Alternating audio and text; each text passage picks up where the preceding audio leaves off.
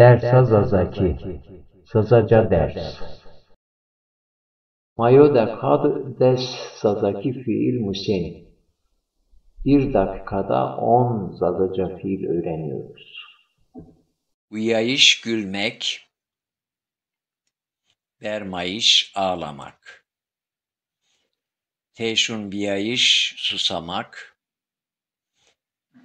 teşun kerdiş susatmak. Giryayış kaynamak, girnayış kaynatmak. Kafilyayış kapanmak, yorulmak.